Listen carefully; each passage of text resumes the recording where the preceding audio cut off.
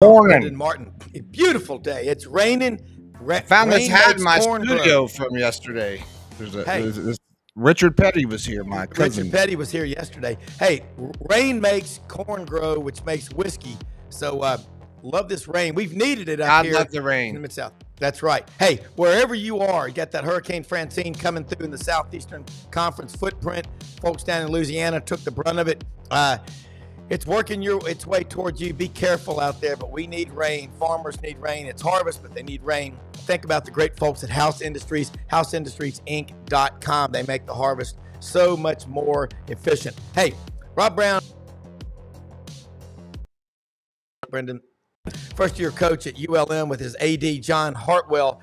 This guy's got a hell of a track record and is ascending. Already got the Warhawks off to a 2-0 record.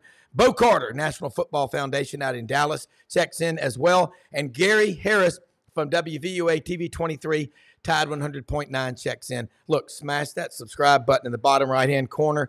We are blessed every day to do this show, to have a great and growing audience. Tell your friends, your families, your neighbors, anyone about our show, live on Twitter, Facebook, YouTube, all over. And we got the best executive producer, Richard Petty, sometimes known as Brendan Martin. We'll be right back. Richard. Yeah, what you got to say? You got to get pen and paper. Get pen and paper handy, because we're going to take a lot of notes today. It's Coach's notes. Corner. Yeah. Coach's Corner. Here we go. There we go. That's right. Poor buddy Martin.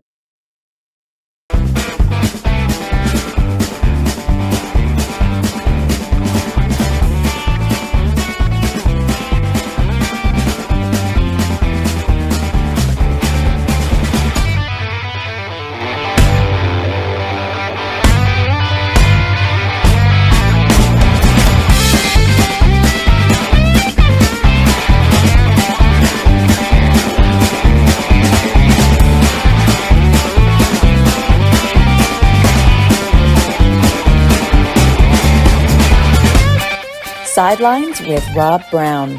Talk sporty to me.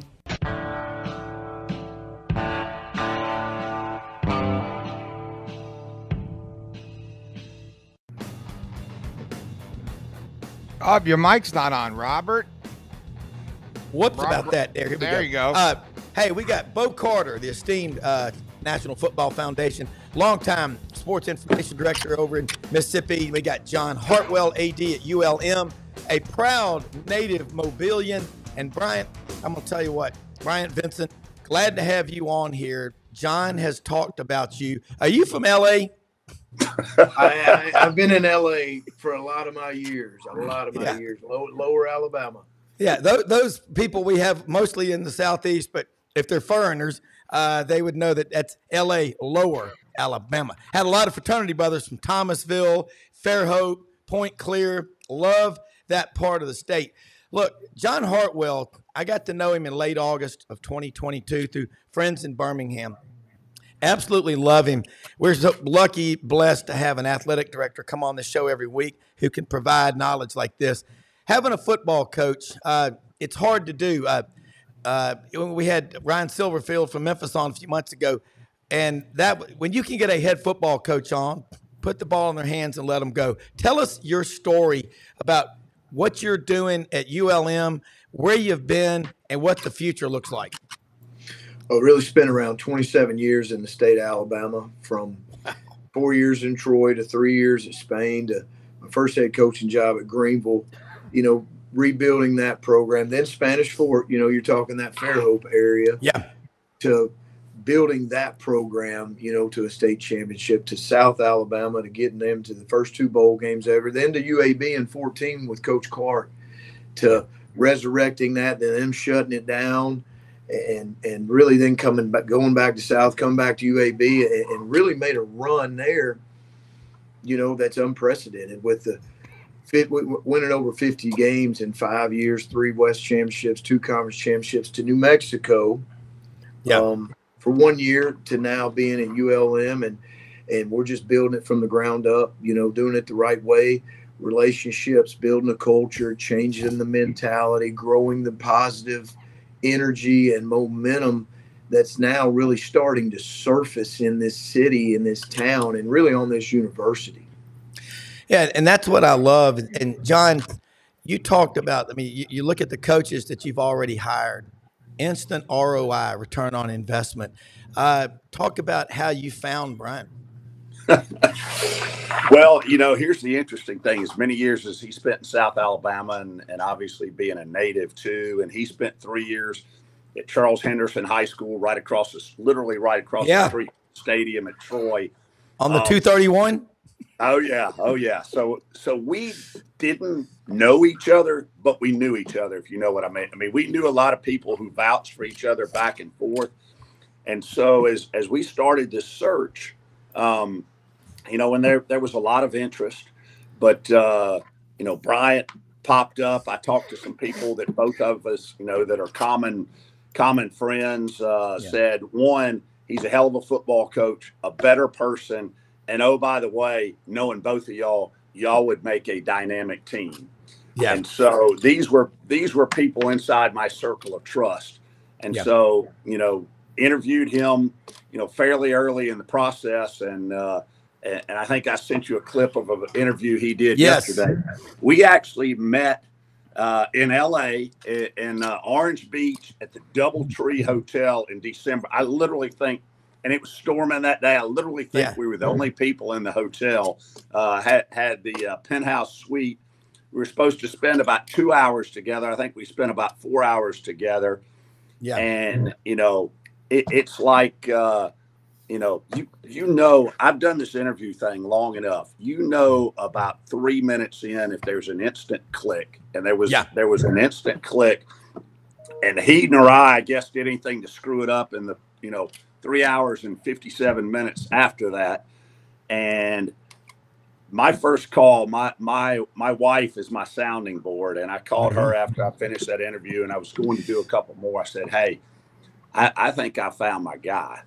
And did another interview later on that afternoon. And I called him up. I called him, my president. I said, hey, Dr. Berry, I think I've got our guy. He fits everything that we want. And I called Bryant that night, and he's got a house there at Bear Point. You've been down there a few times. You know where that is. Love it. And I said, hey, I want you to be our coach. And man, he was over the top. And I said, one thing, I need you to, and he had flown in the day before, so he was exhausted. He had flown in from Albuquerque to come interview. And I said, well, hey, how about we spend 6 hours in the car together, driving from Orange Beach to Monroe. Our president wants to meet you, and the rest is history. I love that story. Bo Carter, being a sports information director, being in the Southwest Conference office, also being in the Big 12 office, and look, hiring a coach, that's as a football coach, it's the biggest decision I think you make as an AD. But jump in here. I know you've got some questions because football all over the country. Hey, I appreciate that. It was so good to see Coach Vincent. In fact, at the Conference USA Media Days 2 years ago, I asked him, he was named after Bear Bryant since he was from Glasgow, Kentucky. He said, no, it was a family name. Bryant carries a good name in Alabama. John, I don't know if there's anyone in America that doesn't know Bo Carter. At SEC Media Days in Dallas in July, walking around with him was like walking around with Merv Griffin on Rodeo Drive back in the day in Hollywood. I mean, it's unbelievable. Coach, I know you're from Glasgow, Kentucky, but I'm just looking at your career. What you did, you were in Greenville, Alabama, and then you were down at Spanish Fort, right up there on the other side of the bridge. And you go to New Mexico for that 1 year. Look what you did. Talk about what you did with the offense, because it was a monumental shift. We came in there, and again, it happened so fast, and we're recruiting and we're bringing our guys in, and we're, trying to build the offensive roster. And we were able to get in, I think, around 16 guys mid-year. We brought in 27 offensive players overall, but we were able to bring in a solid group. I felt like the culture and the confidence and the belief was what was missing. And we put in tremendous work. We got the kids to buy into each other. and to do it for each other and understanding that we've all got to fight it together. Thought we had tremendous growth, and really that first game, we opened up with Texas A&M, and people were going nuts because we were completing passes, and like we caught a pass. So I mean, they hadn't really been able to throw the ball at all. And Dylan Hopkins in 1 year is the second all-time leading passer in school history in one season. So I think we just built a lot of confidence. We established a standard. We stuck to it. We stuck to the system, and we were able to really turn that offense around and finish up as the biggest offensive turnaround in college football, ahead of Texas State, another Sun Belt team. Yeah. Coach, one of the things that really impressed me in watching that interview that John sent me yesterday was when you got here, you had 31 guys that entered the portal, and you said, we didn't try to keep them. I don't want people that don't want to be here. That's when I knew you're a badass. I love that. You know what? Hey, my wife has a saying. She's a psychology major, master's in elementary ed, and works with kids. Junk in, junk out. As Coach Dye used to say, my quarterbacks are not allowed to have a negative thought. And if they hang their head after a bad play, well, back in the day, he dealt with them his way. And you strike me as what college football and sports needs more of. Keep talking. This is awesome. So we come in, and I want to play for you. There's over 30 guys in the portal, and the experience of, I'm telling you, the Greenville experience of 2-8, 1-9, and going 10-3 year one, to Spanish Fort being 0-17 and going 4-6, 11-2, 11-3, 13-2, and winning it, to the South, to the UAB. Those experiences prepared me for this moment, and I was 100% comfortable in it. And how the type of kid that we were going to recruit here to ULM, he had to have certain qualities. He had to have certain characteristics. We wanted kids that love football, that are tough, that have a chip on their shoulder, that have something to prove day in, day out, because those guys are powerful, and we signed 18 captains. Of those 73 guys we brought in, 18 were team captains. So they're culture changers. And anybody that had a doubt that they didn't want to be here, we didn't want them here. We wanted guys that wanted to be a part of the mission of turning this program around. We knew it wasn't going to be easy. We weren't going to make excuses. So we built a locker room of guys with a chip on their shoulder and a mentality that we can do it, and they want to be here, instead of, I don't know, no, you're either in or you're out. And we had to get to work. I got a friend who was an assistant coach with Lou Holtz at Notre Dame, and so he started a program at another school. He got a head coaching job, and he said Al Davis, the legendary owner of the Oakland Raiders, was on campus to evaluate at that time some big time players, and he said, "Mr. Davis, do you mind if I ask you some questions? I'm gonna be a head coach." He goes, "Youngster, go ahead." He goes, "Well, what was the key to you building such a successful, the Oakland Raiders?" The Oakland Raiders. And he said, "Youngster, we never, ever signed players from losing programs. We went after winners who would do whatever it took, win whatever is necessary." He said, "Any other questions?" He goes, "No, that's good. But I love what you're doing."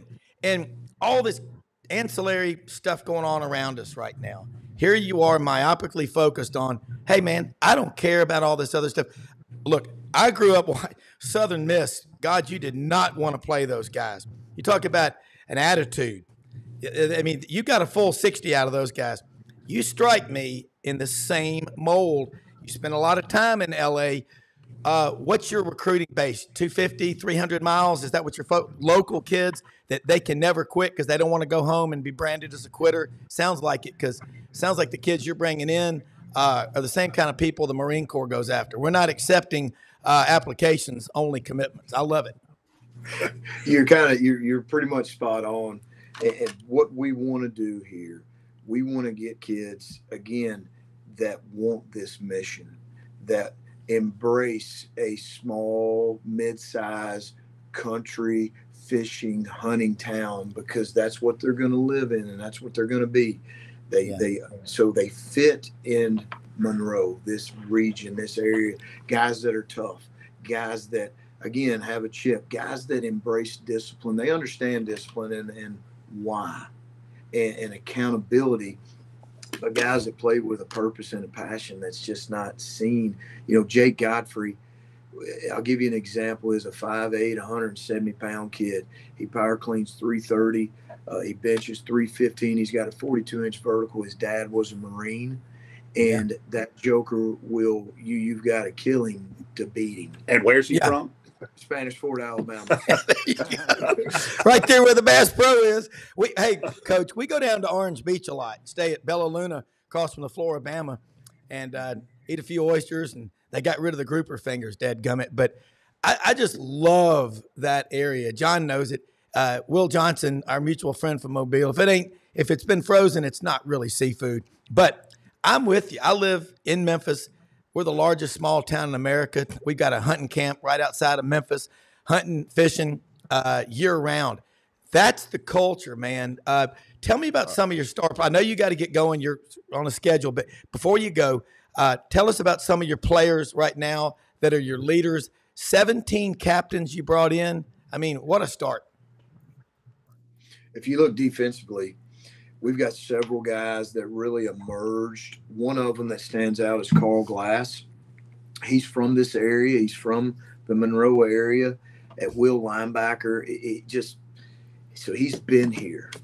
And January, February, March, he's been a tremendous leader. Elijah Fisher at left guard, who has been here 3 years, is embraced it. Because when you've had your eyes beat out, and you've seen what the other side looks like, you don't want to go back there, and you want to do everything that you can to prevent that from ever happening. So those guys have been tremendous leaders. Carlin Viggers, David Godsey, Traver Randall, Wydette Williams, Dan Knutson. You go to Carter Miller at center, our right guard. Jay Mickle has done a tremendous job. General Booty, even Hunter Herring, has been a tremendous leader, local kid around here. So we've had a lot of guys, and it's growing.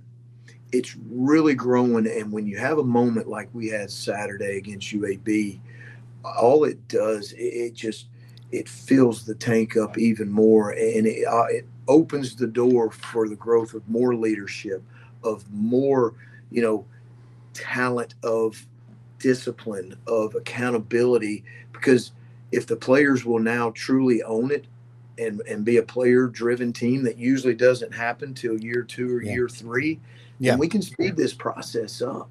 We can speed this process up. So, those guys have played a big role. Hey, Coach. Bo, jump in here. Well, I want to ask a question. Coach, Brendan Martin, sometimes I press the buttons, and sometimes I wear funny hats, and sometimes I ask questions, and I am from Colorado mostly, so I know about the Lobos. I worked in sports TV for a long time, so I have been out to that stadium. I've worked those games. I know that kind of football. I know there's a big difference than where you are now than where you came from in that aspect. It seemed, I was just reading your bio last night and just talking about to Rob this morning, and I said, what's the major difference, as far as now and NIL and the transfer portal? We talk about having to dial it back coaching style now. You don't kind of want to, maybe not lose a star or whatever. But, that's a fine line to sort of walk on, right? You don't want to play that game, right? It's like a parent being held hostage by a kid. I understand that. But do you feel like, you've had to alter some of that and not necessarily with this team, but just the metamorphosis of what it's like for your coaching style from maybe 10 years ago of what you learned to now, because sports TV didn't used to be like it is now. They used to smoke cigarettes in the truck and do the game. We've come a long way since then too. So I just sort of we don't talk to a lot of head coaches of big programs, and I just didn't want to miss the opportunity to ask that question. Great question. I think that's a great question, and we're not going to cater to any stars. I mean, honest, we're not going to cater to any stars. We signed the number 1 D tackle in the country in junior college in Jaden Hamlin. We signed the player of the year at Billy Pullen, Mississippi Junior College. We signed a lot of great players. I'm up front with them and honest with them from day one. I said, look, I'm about discipline. I'm about toughness. I'm gonna be real with you. When you're wrong, I'm gonna call you out. When you're right, I'm gonna praise you. I'm old school. I'm about doing things. You're 5 minutes early. We finish everything we do. If it ain't right, I'm going to call you out. We're going to go to study hall. We're going to go to class. We're going to have high GPA. We had a 2.8 last semester, and I get the NIL deal, and I get all that, and we want to help our kids with NIL, and we want to do everything we can to help our players. But I will not bend for what's right and for what's wrong. We're going to do what's right. We're going to be tough, rugged. Nobody's above the team. I don't care how many stars they've got or what their name is, because then you break down the team and you break down the chemistry and you really break down what this sport's all about, in my opinion. Just a follow up. What's the major difference than being in New Mexico? Because I know people have to understand they still love their football. I mean, it's a smaller, demo, but there are the hardcores out there. I mean, look, you have to understand, I've done Air Force games, I've done, Cowboys games. I mean, I did it for years and years, so I really do know that brand is, and I don't think America's been introduced to it as much, as I think we're seeing sort of this spreading out with, that's what we say the NIL is sort of like leveling the playing field to guys who don't want to sit in 3rd and 4th spots and want to start and they want to go to these other programs. So I just is like, is there a major difference to you as far as like the culture of college football in New Mexico to here, and just can you comment on that? Absolutely. I think the culture is, New Mexico, they love their Lobos, and there's some pride and there's some tradition in that program. There really, especially in the Rocky Long days. But in this region of football in the South, in our Northeast Louisiana, in the state of Louisiana, you're surrounded by a ton of major talent. In the state of Louisiana alone, and then you've got Texas, you've got Mississippi, Alabama, Florida. I just think that this region of talent, there's an abundance of a ton of players that fit our culture and our criteria and what we're looking for compared to where we were out in Albuquerque. It was night and day. I think the last 3 years, we did a study. The last 3 years, there was an average of 3 to 4 Division I players coming out of the entire state of New Mexico. Wow. Where there's over 200 Division I players in the state of Louisiana. So I think just how is that athlete different, Coach? Like, we talk about it here in Florida. Like we say, you're going to go down to Pahokee and, we're going to get the guys that are, in the muck, it's like, but it matters, right? So like you're recruiting from a different part of the country. It's, altitude's different, culture's different, everything, training's different, everything's different out West. I just think people kind of miss that out in the South, because I've had, both lenses, and I just didn't know like that athlete that you're recruiting, is a different athlete, right? I mean, in a lot of sense, and not better or worse. There's some great players in Albuquerque. Sure. I can't name them right now because they're still in high school, but there's been some really great players come out of New Mexico. There really is. But if you're just looking at, there's 2 million people in the entire state of New Mexico, and a million of them live in Albuquerque. Mm-hmm. So if you're just looking at our state, if we can just do a great job in our state alone, then we can fill a college roster, instead of having to travel to all the other states. That's a great perspective. Bo, you hear what he just said about, and God, that was cool insight really from smart. Brendan. Because I've got a friend, Tim Horton, who's the running backs coach, and John's friends with him too. I've known him for 10 years. What a just morally squared away. He is physically fit, mentally alert, and morally straight. I absolutely love him. And his father recruited and coached one of my best friends, like a big brother to me, Tommy Christenberry. Love this guy. And you never forget these coaches that put a foot up, that pushed you real hard. and kept you going. John, you remember your days at the Citadel. You know, I got a brother-in-law who's a gunnery sergeant in the Marine Corps, 7 combat tours. He's as mellow as Willie Nelson on Valium until you get to a point. Bo Carter, jump in here with Coach. Start writing this stuff down. Yeah, this is great stuff. And I can't thank you enough for taking time. We don't get many head coaches. Bo Carter, jump in here because you get to talk to all of them. I know Coach Vincent's on it. John and Coach Vincent. I know John Hartwell didn't do this to you, but how about the opportunity to go play Texas? Opportunity, I say. Are you going to show them the NIU Notre Dame tape from last week, hopefully?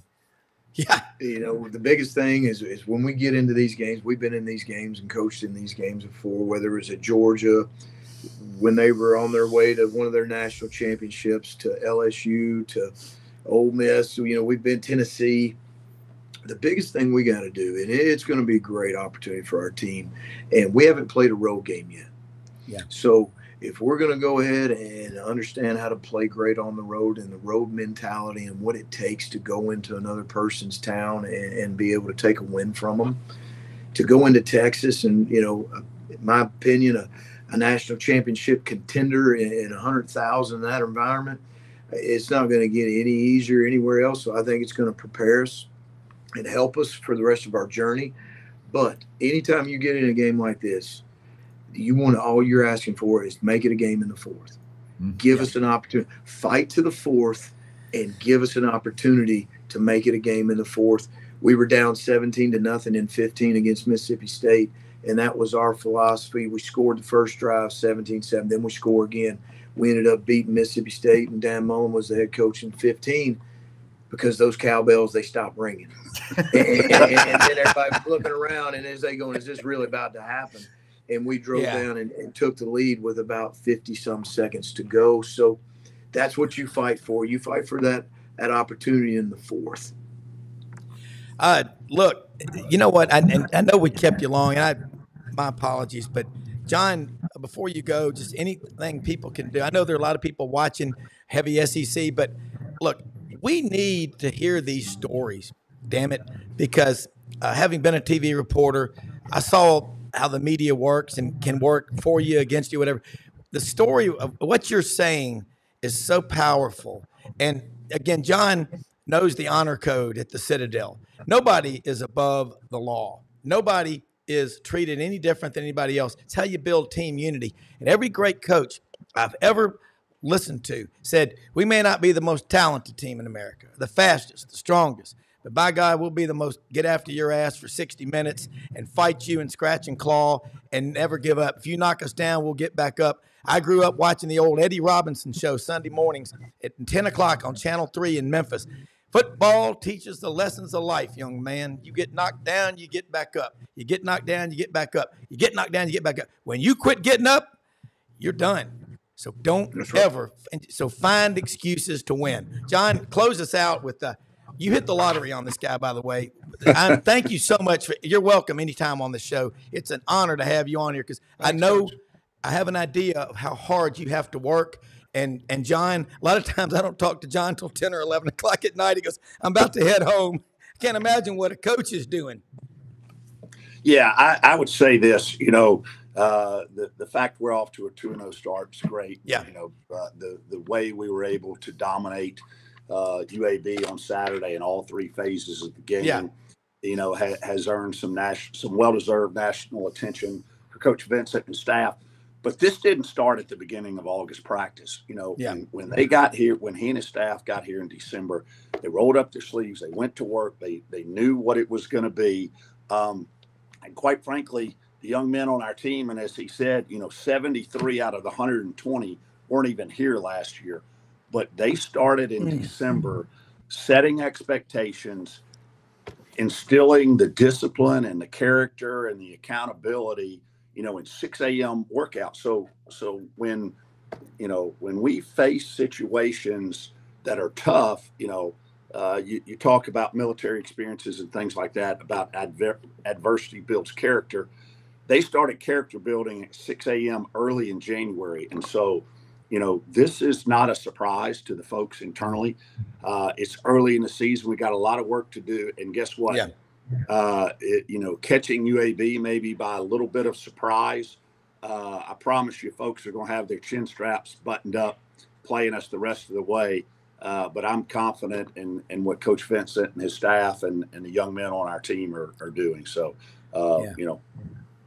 count my blessings every day that we've got him here as a ULM Warhawk. Hey, Coach, if you get a chance, I don't know if you know Kevin Steele. That's one of my favorite coaches. And we have Coach Ellis Johnson on here on Mondays now breaking down the games.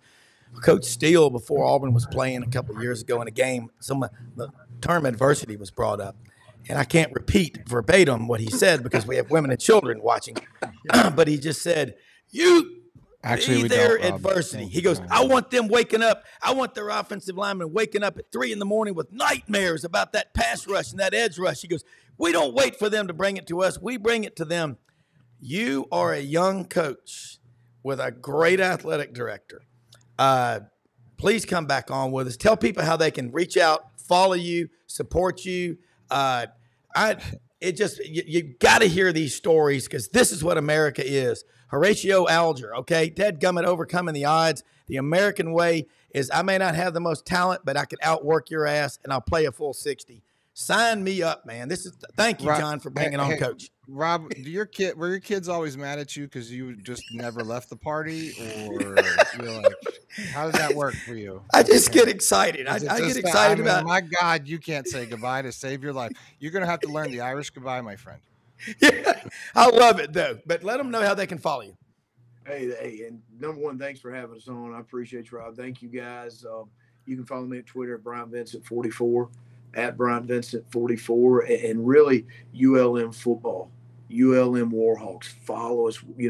We're trying to build an army, and it's slowly coming together. And we want to build an army of fans, an army of supporters, and the power's in the people. And when we get them all together, which is what's happening in our town right now, and former players, then we can have success. And it's on its way. We've got a long way to go, but we're excited where we're going. Well. It's going to be a fun journey. I can promise you that. Coach. Thank you, Coach. Guys. Thank you, John. Appreciate you. Good luck, guys. Thank y'all. Hey, good luck. You bet. Appreciate it. Thanks.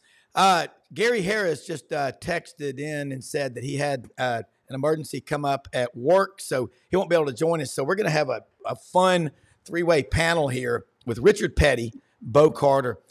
It's Junior. Boy, when you hear head coaches. And I love Brendan's take. I mean, I've never been to a game in New Mexico, and Brendan's covered those games out west. Bo, you have too. No, listen, you guys never seen. You want to talk about the Lobos? Yeah, you the Pit. See some basketball at the Pit. At the Pit. Isn't it called the Pit? Yeah. My first big game is I did slow motion replay for years. So every time, rewind it, play it back, run all those tape decks. And I worked in the tape room of TV trucks for, I don't know, over a decade. And my first big game stepping up from that to what they call EVS operator, the Elvis, is the guy who runs the tape room, ingests all those clips. And then, you see the rollouts going to break, and there's like cheerleader and kid drinking and then 3-pointer. Oh, yeah. You see all that. And then you see the highlight reels and all that color and everything. Well, that all comes from somebody who's editing on the fly on this machine called the EVS operator. It's equivalent to being an air traffic controller, because you're the one that's sending it live and pushing it back down to studio. And so you're the go-between with all the footage. And it's a really stressful job. And I did it for a while. And my first time doing that was in the Pit. So wow, and it was cold, and it's cold, and it's that dry cold in New Mexico. Mm-hmm. Albuquerque is not a great city. It's a very, very uncomfortable town. And I just remember, I guess I did almost the whole season down there. But the Pit is this odd arena, right? That it obviously talking about indoor facility, and you literally walk down this ramp all the way down. You feel like you're going under a bunker. And then you get you're halfway underground, and then you kind of come out, go through these doors, and then there's this big arena. It feels like NORAD, which is built in the Cheyenne Mountains right around there. So it's a tough place to win. And so if you can win there, if you can have success there, you're a good coach. And we see this with coaches, look at where Spurrier's lineage coming out of Duke and all these guys that come and make winning happen where it's not supposed to happen. Like, that's what you obviously look for. I mean, I'm not being like, sharing any sort of insight here, but I'm just saying, look at him right now. He comes out of the Sun Belt. Billy Napier was, from this, thing. So Bo, we haven't talked to you in a while, and I want to know what your take is, because you're like the quiet genius and all this stuff who's had more experience than anyone put together.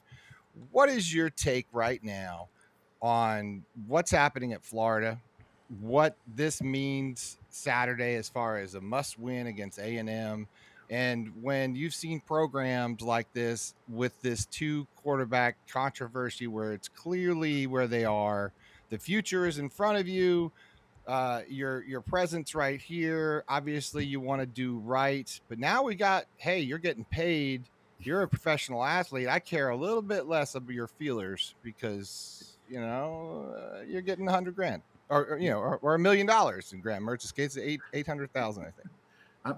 I'm just thinking it might be time to bring in the old ball coach as an offensive analyst. Spurrier's always on the outside. Have you heard there's been some controversy on who called the first game? Yeah. And who called the second game as far as offensive coordinator. So there's not confirmed, but Billy Napier called one game and what's his name called the other? I'll look it up. But that was anyway. Sorry, Bo. Go ahead. No, that's okay. Boy, A&M needs to. Of course, they played Notre Dame off its feet, and then had to play. Played McNeese State last week, so both these teams are sort of in the developmental stages. So this is a major. They've only played 6 times in history because of partly SEC scheduling, and then just never. I think they played a couple of times. They played in the Sun Bowl one year. But it's, this is not a long rivalry, but it'll be very bitter when these teams battle it out Saturday.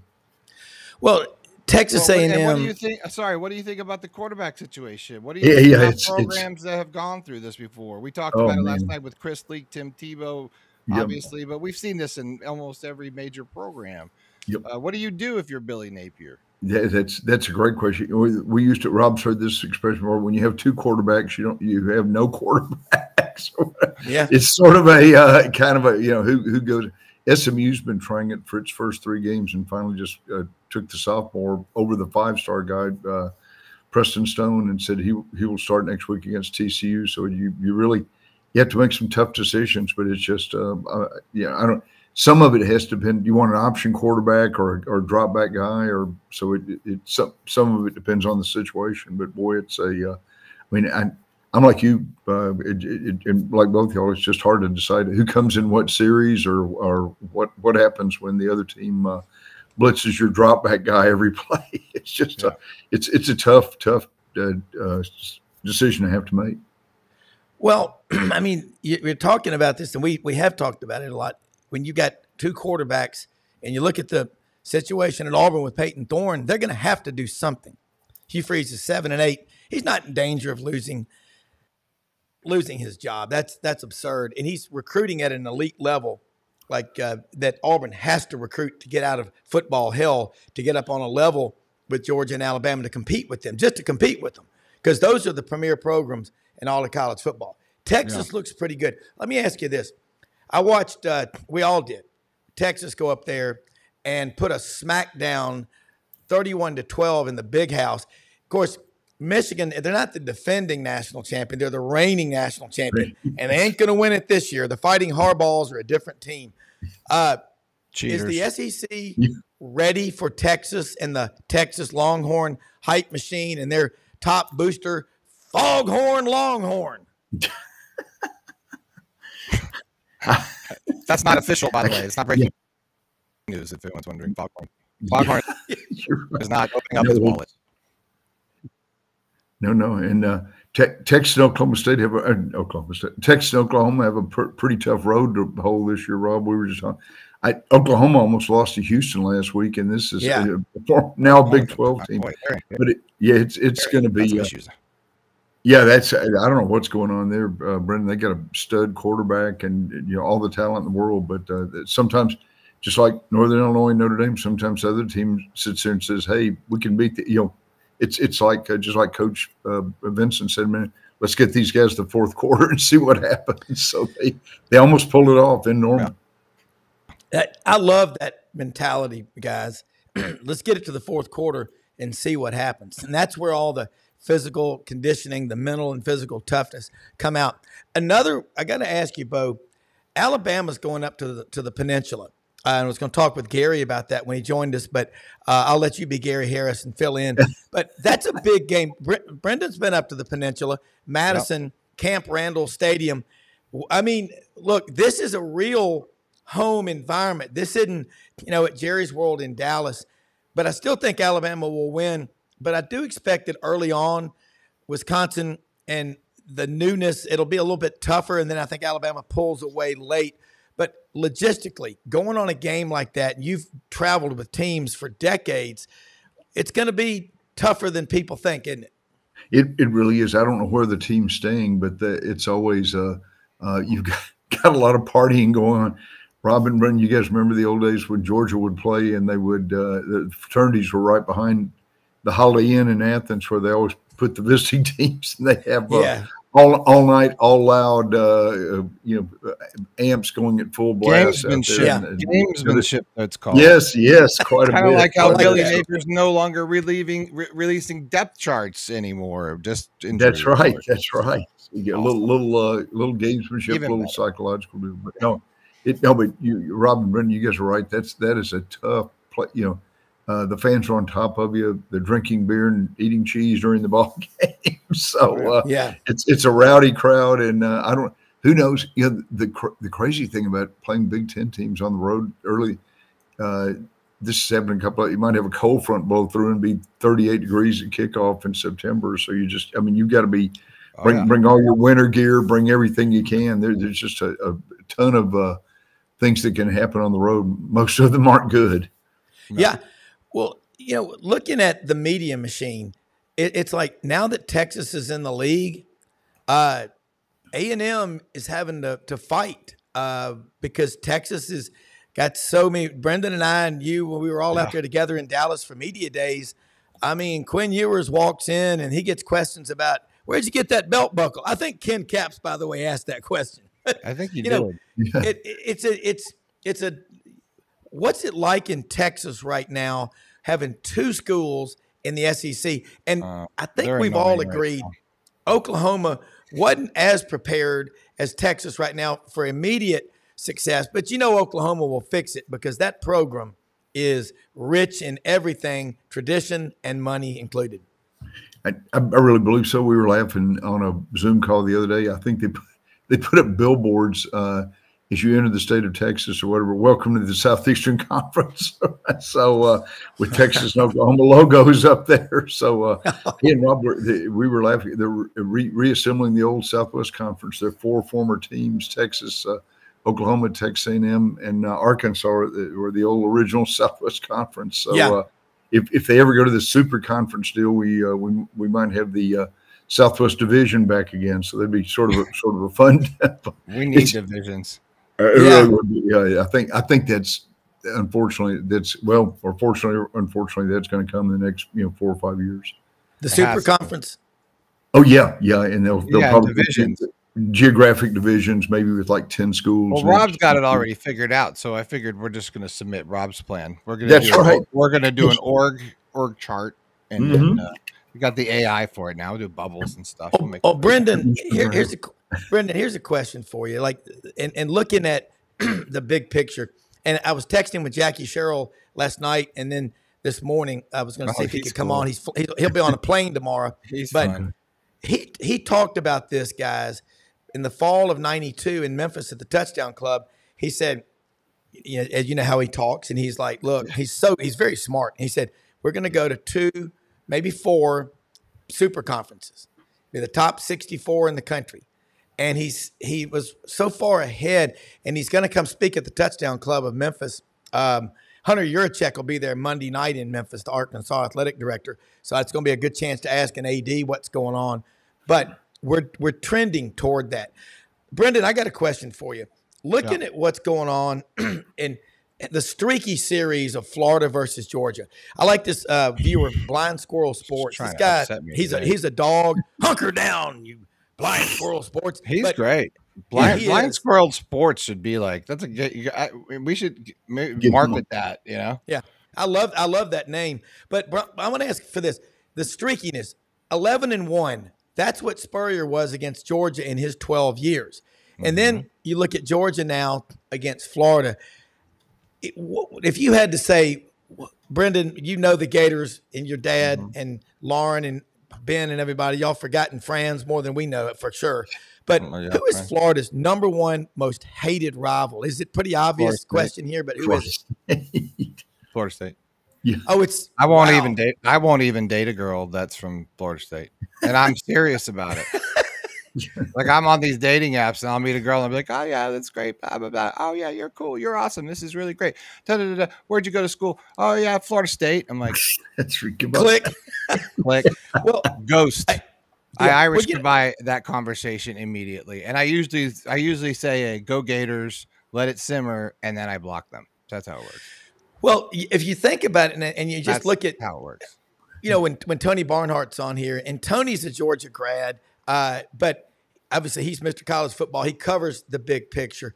I just think, and it's funny with Georgia, you ask Jordan Hill, he breaks Georgia's rivals down into regions of the state. He says, North Georgia, it's Tennessee. Northeast Georgia, it might be South Carolina or Clemson. In Atlanta, in some areas, it could be Georgia Tech. Southwest Georgia, it's Auburn. South Georgia, it's Florida. So do y'all, here's a question for both y'all. Start with Bo and then Brendan. Do y'all want divisions this year? Because we have to go to this crazy Psychedelic Furs tiebreaker, potentially, you know. Psychedelic Furs, one of my favorite bands, by the way. Really? Bo used to be a bass guitarist in the band. Were you? No. I could see that. Long hair. I was in Poo Nanny. Okay. But what about the divisions this year? I think it could be kind of crazy. It's gonna be crazy. There's no way it's gonna work out. I don't even know how mathematically the possibilities of what's the probability of it working out. It can't be very high. Like I would like to know that number. Yeah, Bo. And I think the SEC, and I agree with them too. They couldn't decide. You do like what they did with Missouri, put them in the SEC Eastern Division. You take Oklahoma and put it in the East, and Texas in the West.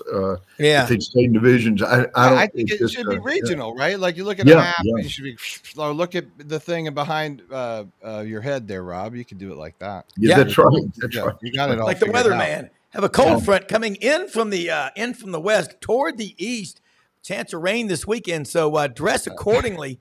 Topography. Well, I don't know if that's right. Topography wise, I don't know. Yeah. Map wise, topography is the landscape. So what? Yeah. So like they're all these states connect. Contiguous. DoorDash didn't bring my coffee this morning. I am pissed. Yeah. Just so they know, I got a flat tire. I had a good morning. Just so anyone was wondering. But don't they all the states connect? Like now officially. Yeah. That's a great road trip. We should do this road trip. We should just drive around to each state.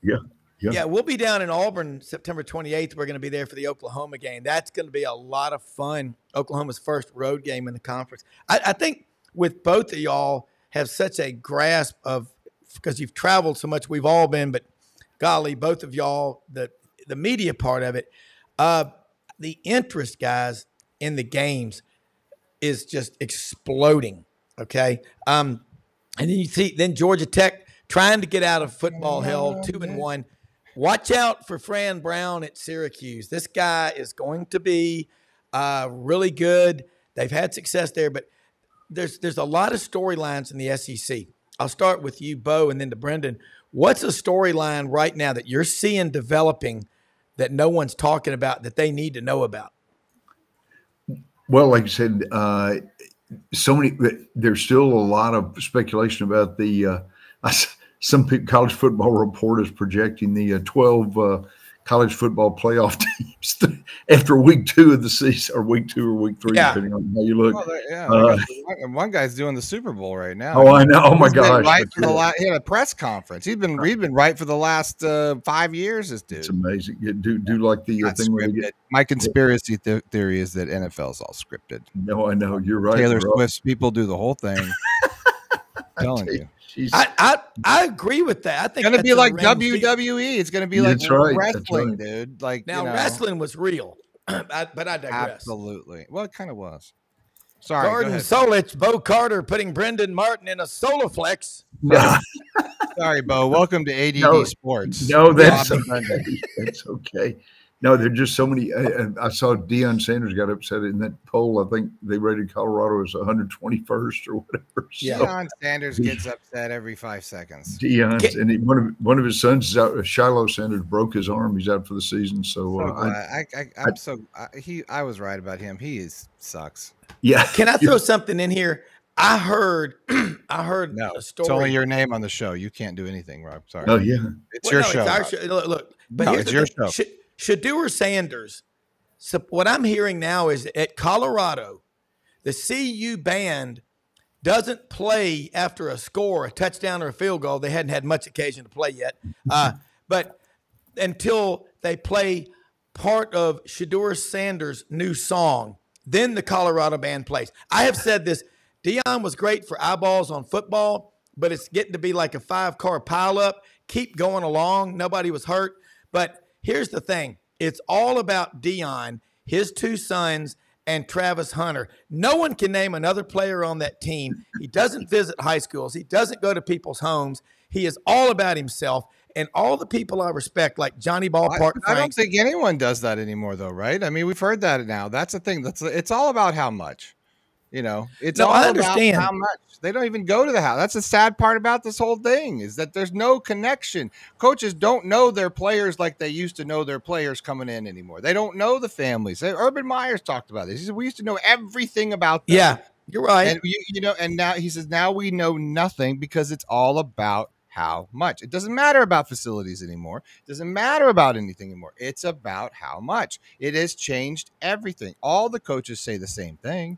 It's either the transfer portal or coming in. How much? And what they do is they use that first offer just to leverage everyone else because they're going to set the price in the market. So that's what they're doing. They come out, they get an agent. It's the same shit we see all the time. It's going to be, look, we are barreling towards franchise tags, free agency, control, like it's NFL junior or that's the only model that sort of works here with all this money and all these things. We still, hey, everything's fine right now. I get it. But now, it's this sort of wears on and the machine of the wears on with the money and having to put all this money out. You're going to have money in to pay for that, right? It's not like all these universities are flush. And so it's going to have to, the market has to reset it somewhere to get, a little bit more, like you got, not like these guys that, these smaller schools can't compete, right? They don't have the dollar to go pay for a left tackle or whatever it may be. So I'm not saying you're wrong, Rob. I'm just saying you don't have the resource anymore to go do that, and how important, I'll ask you both, is how important is recruiting now than it was 10 years ago, even 5 years ago in comparison? Like, I think you got to recruit to the culture, campus culture, coaching. That's what the 3 C's are. But I think that with the NIL being what it is, you could have a top 5 recruiting class, top 10 recruiting class today. And right before signing date in December, somebody could win the lottery at some school you're not even thinking about and come in and blow your class out of the water. So you better show signs of progress going forward. But the thing about Deion is he doesn't make any in-home visits. Coaches are still doing it, but he's like going through the portal so heavy. He doesn't know his team. Yeah. And unless you know what that guy to your left or your right or in front of you or behind you believes in and stands for, what he's all about, you don't have a team culture. And a lot of these guys now, they're quitting in the third quarter. You look at a lot of these games because they're going, I've got my money. Yeah. I don't really care. If you're a football coach making $8 million a year, how upset are you after a loss if you've got a $50 million buyout? And unless you're caught, doing something short of homicide, you're not going to be fired. Look, schools need to start holding these coaches accountable and not giving away $20 and $30 million buyouts. If they're not recruiting and they're not winning and they're not doing everything necessary to build a great program, that's dereliction of duty. Hold their ass accountable and put some teeth in these contracts. Look who it is: Wilton, Buddy Martin, proud native son of Ocala, Florida, 5th generation Floridian, and a GFL.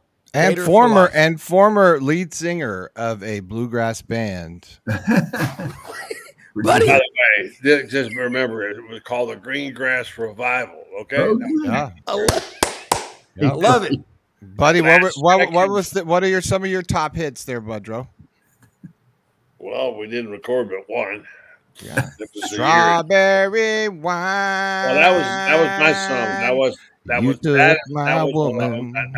We recorded it for ourselves. Yeah, that was my song. Strawberry Wine. We was had your song. One called "The South Has Risen in Plains," and I'll tell you what year it was written. Where's this song? This needs to be our theme music. Yeah, I mean, come on, but you own the rights to it, don't you? And there's one called "If I Had a Nickel, if I had a dime, I'd call up your number, try one more time, and try one more time." But nickels are scarce, dear, and dimes are quite rare. But nickels are scarce, dear. I mean, dimes are quite rare. We've got our bump music. Money with no one to care. I listened to it as a kid. I know the whole damn song. I got the 45. You walk around the house, you singing, "If I had a nickel, if I had a dime." Yeah. Holy shnikes. Rob Brown Show. And I'll try one more time. Man, I love it. Buddy, what's going on? We got Bo Carter up here. Now we got on the phone. I hear Bo a lot. He's very good. Buddy. Thank you, buddy. I've got COVID. He's got COVID still. Oh gosh, buddy. I'm sorry. Yeah, I don't have it now, but I've had it, and I've had it for the last week, and I've watched through COVID eyes as this young quarterback came up in Swamp, and really it blew everybody away. He's the real deal. I'm telling you what. He's DJ Lagway is going to be I said this before and I say it again. Going to be a star at Florida for a long time. And I know it was I have lost perspective that Samford was the opponent, and I get all that. But there's certain things, Bo, that even if it's routes on air, if things look a certain way, and a kid's got a certain way he throws the ball, and the defense he ran, way he carries the team and inspires the team, he was terrific. I'm so excited now. Will he turn Florida's season around? Probably not. But now we have something to look forward to. Right. Buddy, we were talking earlier about bring back Steve Spurrier's offensive as analyst. The old ball coach still has some spit and fire left in him there. Well, his son's the head as offensive coordinator at Tulsa, Steve. That's Jr. right. That's right, Steve Jr. Steve Jr. Buddy, I wanted to ask you, what's the situation? I mean, Allie talked about it. Like, great show last night. If you haven't seen the Buddy Martin show last night, go check it out on our YouTube channel right here. It's great with Allie and David, Allie Peak Wilbur, David Moulton, and who else joined you? Deb Brockway. Did I get my name changed to Brendan? You can call me Brendan if you want to. It's all right. Yeah. Well, I'm Richard Petty. Doesn't matter around here. We don't give a shit. Hey, listen, I'll change it for you there, Budro. And look, I've been Buddy Martin's son my whole life, so I could, that's a burden. The big to overcome. No, but okay, here we go. Too early. I got a flat tire. I got no coffee. DoorDash didn't show up. It's a bad day. What do you think? What do you? Where are you with this whole? Does he start?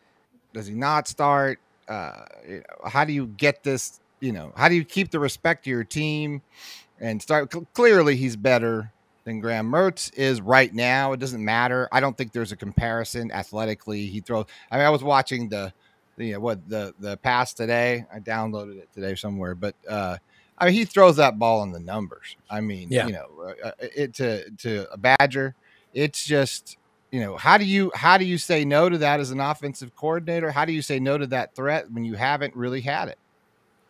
Well, you don't want to admit to it, but it is a quarterback controversy because the Gator fans are going to make it that. Because if you go out there and play against Texas A&M and get beat, which is a good likelihood, and don't play the kid, you're going to be under the gun. You're already under the gun. You'll be under the guns in Navarone. You know, it's crazy. And so, by the same token, I get that there's a certain loyalty you have to show to Mertz, who's been there every second of the way and carries your team last year, whatever. I'll give you the rest. There is a story I know about quarterback controversies. Bo, I'm sure you've seen a few thousand. I know you have Rob, etc. And you always got one. One of the classics for me was the year John Elway became a Bronco. I remember that. Yeah. The quarterback was Steve DeBerg, the well-traveled Steve DeBerg, who played for like seasoned veteran, 23 years in the NFL. George Blanda had nothing on him. He started for Tampa. He was starting in Denver, and he was the starting quarterback whenever he was brought in. When Elway was brought in, and it was you talk about frenzy. Everything that happened every time Elway even scratched his nose, it was a story. We had a big controversy. We had a big newspaper war going on at that time. And you were the sports editor of the Denver Post and lead columnist, right? That's correct. Well, I wouldn't say lead because Woody Page and I kind of shared the honor. So we both did. So anyway, so got down to week 3 or 3.5 of the quarterback controversy, and we happened to catch DeBerg, excuse me, in a moment where we could talk to him. Back then, you could, in fact, do that, talk to people. And we just asked him, see what's going on. We know there's a lot of pressure on you, and Elway's this talented guy. And what's going to happen? We talked. He says, well, DeBerg says this, look, and this is the best I ever heard. It's just a matter of time before Elway's talent overcomes my experience. Bam. And of course, it turned out he started 2 weeks later against Pittsburgh. Yep. He went out. Elway went out and lined up a guard to take the snap. That's how nervous he was. But anyway, so I don't know. There is no right and wrong answer, except I know this much: if you play Lagway and he plays like he did last week, and who's to say he wouldn't? Although the competition is better, you're not going to ever get him out. And number 2, if you don't play him and you lose the game, and you may be out, because the fans have seen it now. They've seen the truth. This kid is a special player. He made a throw. Bo, I don't know if you saw who would be watching Florida and Sanford. Sorry, you missed it. Yeah. But let me just say, he made a throw. His footwork is not real good. And one thing about Spurrier's quarterbacks, they always had great footwork. But Lagway took the snap, stepped up into the pocket, and released the ball around his ear on a dead rope to the end zone, and right above the defender's head. Yeah. And Mizell scored a touchdown. Shane Matthews said it was the greatest show he'd ever seen in the swamp. Mm-hmm. Shane Matthews said, okay. Yeah. So that tells you the kind of okay. So it wasn't Miami, it wasn't Georgia, it wasn't Alabama, but the way he threw the football commanded the huddle. And plus he's a terrific runner, and he can make yards. So it's going to be really interesting, exciting. You better not get this one wrong. Well, wow. Looking at the quarterback in the SEC, look at Nico Iamaleava at Tennessee. These are freakish, 6'6". Probably he's up now. He's probably gained 10 or 15 pounds from last year. We have some elite quarterbacks who are brand new, hadn't gone through a full season, but it is so obvious that Lagway is the better quarterback. And you look at some other examples in the NFL when Drew Bledsoe got hurt with the Patriots and Tom Brady, a 7th round, number 199th pick overall from the Bay Area of California, comes in at quarterback. And you're right, buddy. You never were able to get rid of him. He even went to Tampa Bay, your favorite city, besides Ocala, and won a Super Bowl. Looking at this, and Bo, you know this, and Brendan and Buddy as well. when writers ask questions to, in this case, Billy Napier, because he invites you to practice every day and he gives complete access to the program. Strike me down. Sorry. Wait a minute. I think Pinocchio, your nose is getting long. I know. But here's what, Bo, how do you manage that as the sports information director? Media relations directors, it's a different world. I'm an SID guy. And if I were a media relations director today, I'd say, just call me the SID. I'm here to help you and do everything I can. When Buddy tells me stories about Bob Hartley, the SID at Mississippi State, picking him up at the airport for a Mississippi State game, do you realize what that does to endear you? Bo, kind of expand on how do you handle this in the media, the quarterback, who's the best and all like that? How would you manage it? Well, to start with, if I'm the SID, I get Coach Napier and Buddy Martin together for the first time. That would be it'd be a start right there. Just sort of keep to help calm the waters a little bit. Yeah. But no, it's just you try to balance the interview time. In fact, I just heard we were talking to SID this week, and Buddy and Brendan, Rob, you'll love this. A guy called a certain school I won't mention, said, hey, I need to interview this basketball player. And the SID went to talk to him. He said, and the kid said, how much you going to pay me for the interview? And oh my God, he said, you need to talk to my NIL agent. I'm not doing any more interviews. Yeah, we hear that a lot. You knew this was coming. You knew this was coming. So it's it just puts the poor SID in a terrible mess right there. Hey, listen, we know where we are. We're stranded in no man's land here in this football season. I'm happy to have this young man to write about. It's been a long dry spell since Kyle Trask. Yeah. And, we just to have a guy and give the Gator fans some hope. God bless Graham Mertz for being the young man he is. Man of character and all that. But when you get right down to it as the coach, you better understand you got to play the one that's going to win the game for you, not the one you're loyal to because he did something. You better play your best players, Bo, or else. You're right. Well, I just want to make this public service announcement to everybody on this panel and everybody watching. It's supposed to rain maybe 3 or 4 inches today where we are in the footprint. I'm worried about water flooding my basement. I just want to say that. Well, I'm worried about it too.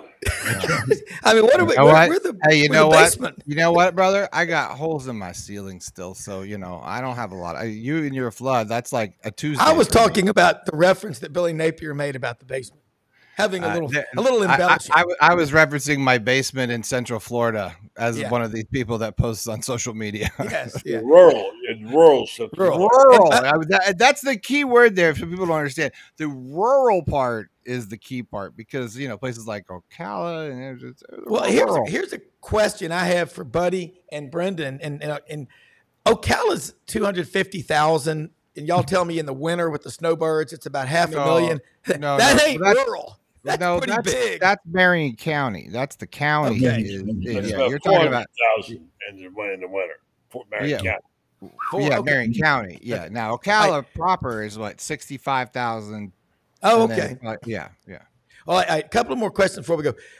What I love when you get the writers together. Somebody was asking me yesterday. Well, actually, Billy Roberts, my great friend. It's bigger than Gainesville, just so you know. Excuse me. It's bigger than Gainesville. Yeah. That's right. And Billy Roberts and I were talking. He lives over in Brookhaven, not Atlanta, yesterday. And, of course, his father's from Key West, a Gator, and then there's 13 Auburn grads in the family. But we've always followed the Gators. And, you think about what is happening in college football and the interest in the game, Buddy.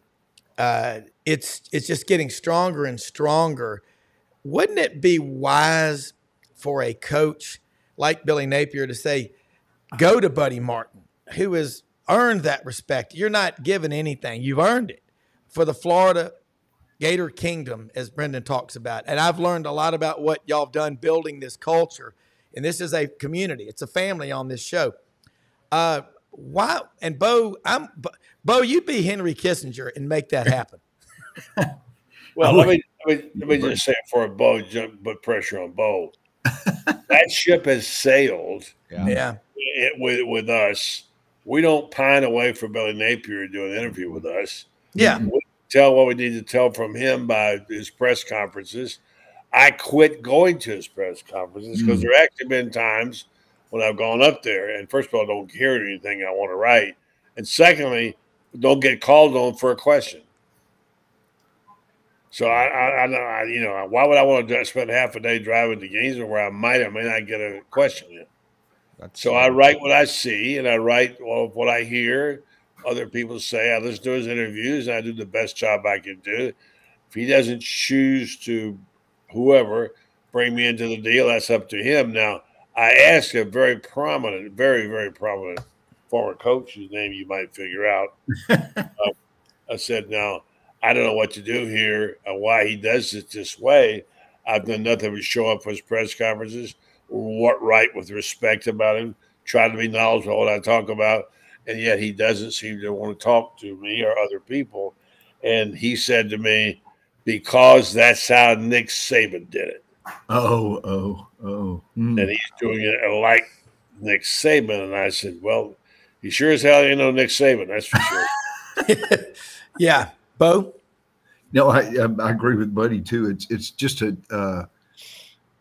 Buddy, I guess it could be worse. It could be like some of the writers in the Denver area that have been banned. That will not, Deion will not allow him to. And then the other day, he refused to take a question from one guy. He said, that lady asked the question first. My mom taught me always to let women go, ladies go first. Oh my God. So, my gosh, at least you don't have to deal with that every day, buddy. That's good. Yeah, That's and good. by the way, I give Deion full props for being a special kind of coach, but he's not winning. And the second thing is, let's not forget, Deion's the guy who not only doused Tim McCarver after the World Series, but tried to humiliate him.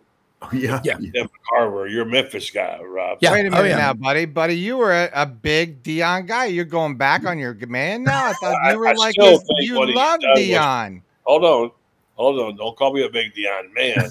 I said I was impressed with some of the things that he did, and I was, and he's a great recruiting tool. Now, in the end, doesn't matter. Let's see how many games he wins, and right now he's not winning.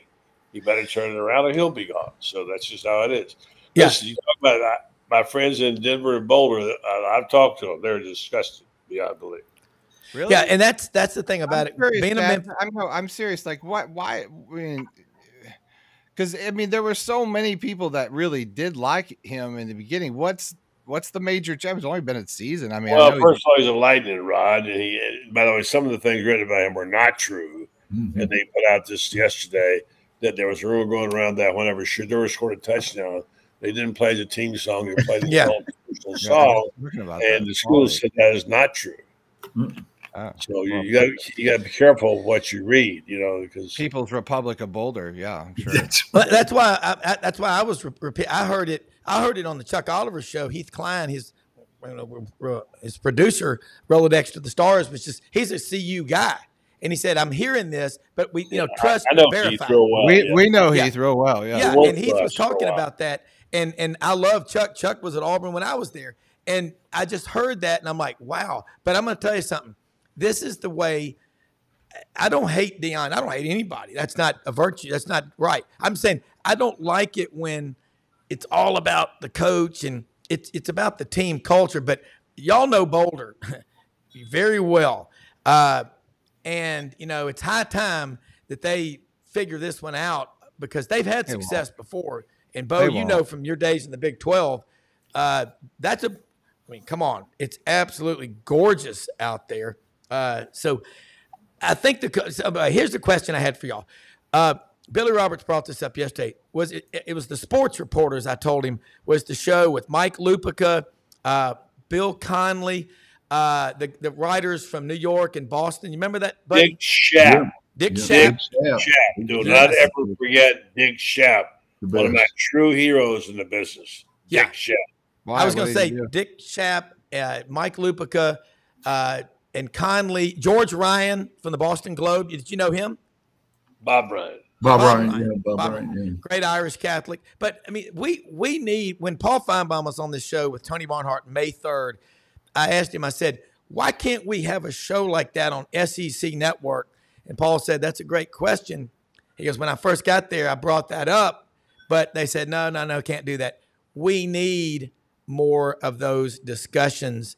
That's what we do on this show. We don't try to do it. We do it. We got Brendan Martin, but he calls me a point guard, but you get the best guests.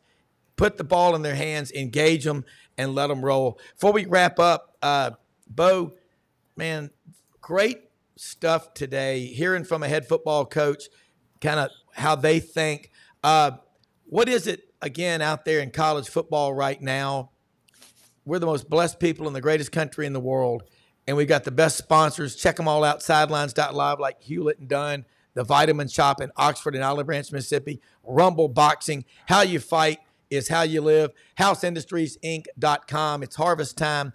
They have the best agricultural equipment, not in America, but in the world right there, and proud to have them, and some new sponsors we're going to be bringing on here soon. But what is it we're not talking about? Buddy first, and then Bo, and we'll wrap up, that we need to be talking about. Rules changes, you name it. Notre Dame losing. We mentioned that earlier. I mean, how can you not? It's a crazy season already, and we're only in week 3. And I love part of it. There's also a part of me that wants to hang on to the traditions. There's some great storylines, not the least of which is Ole Miss out there. We're trying to figure out what's happening in this jungle right now. Is it going to get better or worse? I hope it will get better. I think it will. And the question becomes, who are those 12 teams going to be? We thought we had it figured out. Maybe not. Yeah, Bo? Yeah, I was just going to say, this is a fun and Buddy touched on this. We touched on the early part of the show. Giant upsets. You've got Idaho going to Wyoming, FCS team beating an FBS team. I think Kent State lost to somebody. I'm trying to remember Stony Brook or Merrimack or one of those teams. It's so much fun to watch the teams coming in for game guarantees and knocking $1.4 million and then knocking off the other teams. So a lot of the top 25 changes pretty radically every week at this point. So this excitement about college football, I think, makes it so much better than the NFL and other sporting events. It's like dinner. I used to say, Dad, what's for dinner? And my dad would say, whatever your mother's cooking, and you're going to like it. So we'll be back on tomorrow, the Friday College Football Roundtable. Got a great group. Frank Duffy, Doug Dean, Jason Caldwell is going to check in with us. Kane Thomas over in Charlotte, talking a little SEC and ACC. Hi, Dad. Brendan Martin, got the best. See you. Have a Hi, great Dad. day, everybody. I know he's bye, Bo. Bye, Bo. Bye, Rob. Bye, Thanks, everybody. What time are we on tomorrow, Rob? 8 a.m. Central, that's 9 a.m. Eastern, and 6 a.m. Pacific. Who's the guest, Rob? Oh, who we got? Like I said, Jason Caldwell will join us from Auburn Undercover, and Tommy Kane from formerly ACC Network and Fox Sports Southeast. Was it Frank Duffy and Doug Dean. Yeah, Frank and Doug will be on. Dave is on special assignment on Wall Street. Oh, well, we need to figure out Bengal 1 and what's going on with all that. So we'll talk to Frank tomorrow. Yeah, absolutely. Right. Yeah, more about that when we go on the road right here. And your new hat's on the way. Oh, yeah. We're going to track the hat. Hewlett and Dunn send me a new hat. So then we're going to have an unboxing sometime. All right. Bye, everybody. Thank you.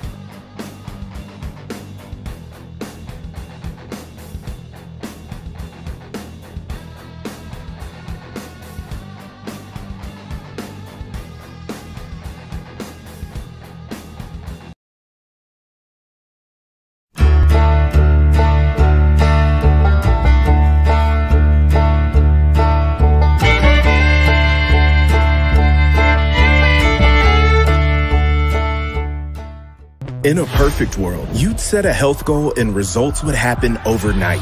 In this world, the real world, it takes time, dedication, and the right support to achieve your best self. The Vitamin Shop's health enthusiasts are here to make sure you're not wasting a single moment on the wrong supplements. From the highest quality sports nutrition and superfoods to the most sought after trends, you'll find a huge variety of science-backed solutions for every goal. And the people to help guide you along the path to greatness. Unbelievably, every 2 minutes in our communities, a child is either bought or sold for sex. I am Ari Dickey, board member for the Nashville Anti-Human Trafficking Coalition. Join me and millions of others in our fight against human trafficking and for its victims by helping to educate the most vulnerable among us, our middle and high school students. Go to nhtcoalition.org, become a partner, and help keep our families safe, because none of God's children are for sale.